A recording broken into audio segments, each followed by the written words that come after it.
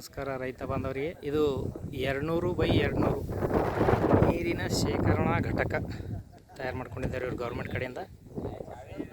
ಈ dragon fruit ಬೆಳಿಬೇಕಾದ್ರೆ ಬೇಸಿಗೆ ಕಾಲದಲ್ಲಿ ಕಷ್ಟ ಇರುತ್ತೆ ಅಂತೇಳಿ ಇದನ್ನು ಮಾಡ್ಕೊಂಡಿದ್ದಾರೆ. ಇದರ ಕೆಳಗಡೆ ಇಲ್ಲಿ ಡ್ರ್ಯಾಗನ್ ಫ್ರೂಟ್ಸ್ ಹಚ್ಚಿದ್ದಾರೆ ಅವರು. ಈ ಡ್ರ್ಯಾಗನ್ ಫ್ರೂಟ್ಸ್ ಒಂದು ತಿಂಗಳಾಯ್ತು ಈಗ ಹಚ್ಚಿ. ಇಲ್ಲಿ ಕಾಣ್ತಾ ಇರೋದು ನಿಮಗೆ ಈ ಥರ. ಈ ಮೊದಲು ಜಸ್ಟ್ ವಿಡಿಯೋ ಬಿಟ್ಟಿದ್ದೀನಿ. ಆ ವಿಡಿಯೋಕ್ಕಿಂತ ಅದು 2 ವರ್ಷದ ಬೆಳೆ. ಇಲ್ಲಿ ಕಾಣ್ತಾ ಇರೋದು ಇದು ಓನ್ಲಿ 1 ತಿಂಗಳದ ಬೆಳೆ ಈಗ ಹಚ್ಚಿದ್ದು. ಈಗ ಕಾಣ್ತಾ ಇರೋದು ಇದೇನಪ್ಪ ಅಂತಂದ್ರೆ 200x200 ನೀರಿನ ಒಂದು ಶೇಖರಣಾ ಘಟಕ. 10 ವರ್ಷ ಗ್ಯಾರಂಟಿ ಉಳ್ಳತಕ್ಕಂಥ ಒಂದೇನಪ್ಪ ಅಂತಂದ್ರೆ ಇದು ನೀರಿನ ಶೇಖರಣಾ ಘಟಕ. ನಿಮಗೆ ತೋರಿಸ್ತಾ ಇದ್ದೀನಿ ನೋಡಿ.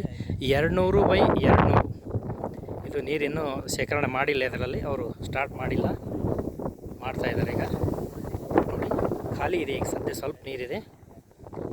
200x200 ಇದರೊಳಗೆ ನೀರೇನಪ್ಪ ಅಂತಂದ್ರೆ ಶೇಖರಣೆ ಮಾಡಿ ಬೇಸಿಗೆ ಒಳಗೆ ನೀರು ಕಡಿಮೆ ಆಯ್ತಪ್ಪ ಅಂತಂದ್ರೆ ಇಲ್ಲಿ ಪಕ್ಕದಲ್ಲೇ ಡ್ರ್ಯಾಗನ್ ಫ್ರೂಟ್ಸ್ ಇದೆ. ಬೇಸಿಗೆ ಒಳಗೆ ನೀರು ಕಡಿಮೆ ಇತ್ತಪ್ಪ ಅಂತಂದ್ರೆ ಇದಕ್ಕೆ ಏನಪ್ಪ ಅಂದ್ರೆ ರೈತರು ಇಲ್ಲಿ ನೀರು ಹಾಯಿಸ್ಕೊತಾರೆ. ಅದರೊಳಗೆ ಅವರು ಸೇಬು ಮತ್ತು ದಾಳಿಂಬೆ ಇನ್ನು ಮೋಸಂಬಿ ಏನೇನೋ ಹಚ್ಚಿದ್ದಾರೆ ಅವರೆಲ್ಲ. ಅದರೊಳಗೆ ಮಿಕ್ಸ್ ಮಾಡಿ ನೋಡಬೇಕು. ಇದೊಂದು ಡ್ರ್ಯಾಗನ್ ಫ್ರೂಟ್ನಲ್ಲಿ ಅದನ್ನು ಬೆಳಿಬೇಕಂತೇಳಿ ಹಚ್ಚಿದ್ದಾರೆ ರೈತರು. ಅವ್ರಿಗೆ ಕಾಣ್ತಾ ಇರೋದು ನೋಡಿ. ಇದರ ಪಕ್ಕದಲ್ಲೇ 200x200 ಇದು ನೀರಿನ ಶೇಖರಣಾ ಘಟಕವನ್ನು ಮಾಡಿಕೊಂಡಿದ್ದಾರೆ. ಎಲ್ಲ ಭಾರತ ದೇಶ ರೈತರಿಗೆ ಇದೇ ಟೈಪ್ ವಿಡಿಯೋಗಳು ಸಿಗಲಿ, ಅನುಕೂಲ ಆಗಲಿ ಅಂತೇಳಿ ಏನಪ್ಪ ಅಂದ್ರೆ ವಿಡಿಯೋ ಮಾಡ್ತಾಯಿದ್ದೀನಿ. ರೈತ ಬಾಂಧವರು ಇದರ ಸದುಪಯೋಗ ಪಡ್ಕೋಬೇಕು. ರೈತ ಬಾಂಧವರು ಏನು ಮಾಡ್ಬೇಕಂತಂದ್ರೆ ನಮ್ಮ ಚಾನಲನ್ನು ಸಬ್ಸ್ಕ್ರೈಬ್ ಮಾಡಬೇಕು, ಲೈಕ್ ಮಾಡಬೇಕು, ಶೇರ್ ಮಾಡಬೇಕು.